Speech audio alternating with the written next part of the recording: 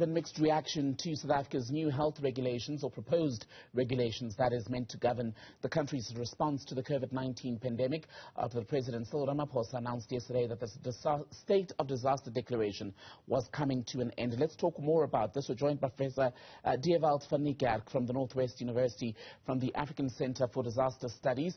Good to have you on the program, Prof. So let's go back a few steps and talk about the difference between coming out of the National Disaster Declaration and what government has called this transition period, and what will ultimately be amendments as per the National Health Act.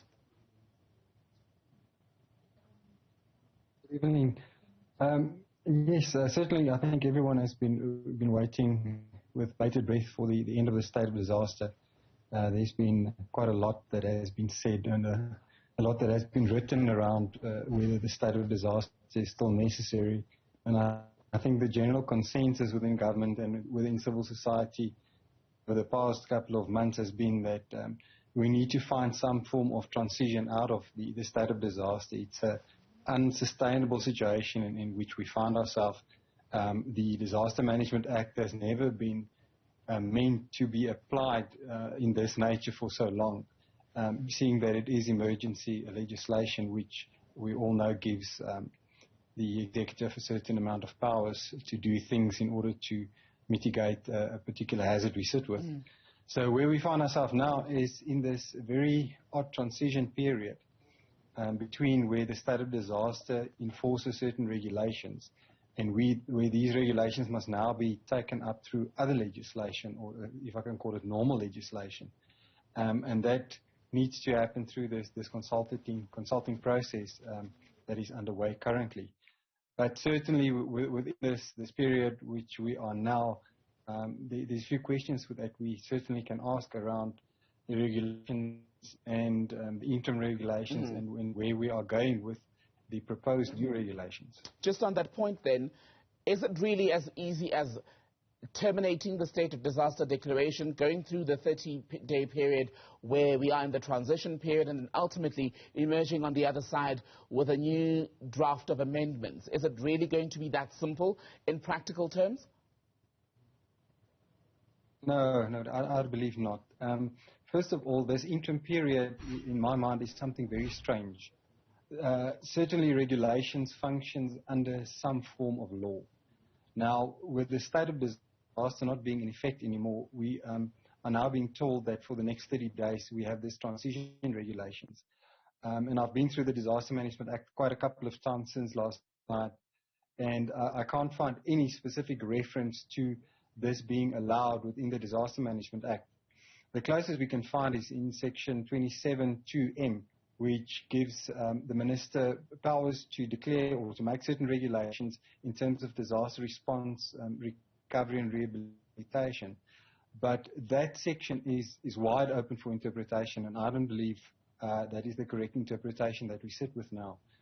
I think also what I found quite bizarre is that the President said that there's no punitive measures linked to these current regulations. So it begs the question, why are we under these regulations and how can it be enforced? So this grey period in which we find ourselves, in my mind, is quite strange, and I don't think that this period has been well thought of. Also, equally strange is the date of the 5th of April for ending the state of disaster. Why not wait for another week or two and let it normally lapse? And it also gives us time to engage more with these new regulations under the Health Act and under the labour legislation. So in my mind, this is all quite strange. Do you think then, Prof, based on what you're saying, government has opened itself up here to possible litigation, perhaps? I believe so. I think that you might find challenges to where we are now. There's a 30-day period that we have, whether that's enough time to turn things around in the judicial system is a question that we can ask. But certainly, I think just in my interpretation of the law, it opens up certain areas that can be questioned. Let's talk about the public participation process, because that's going to be key in, perhaps to a degree, let's say, determining what regulations emerge at the end of this 30-day window.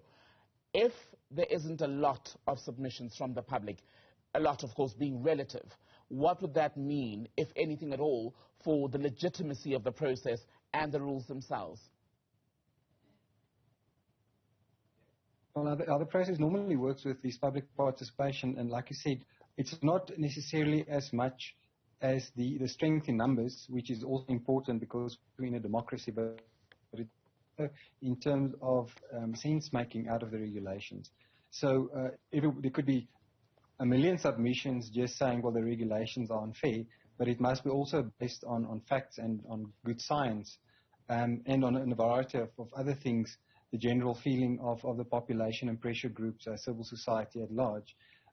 So I think that the process that the government now will follow is to look at all those submissions and then adapt and change the regulations then for the final tabling.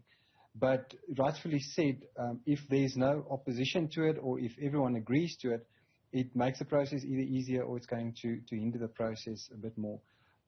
Working with government in the past 20 years and working in this field of disaster risk governance, I found it difficult to imagine that they will have enough time to turn all of this around in the time frame that they've given. But that is something that we probably should see. But certainly from civil society and from all other stakeholders, there must be submissions.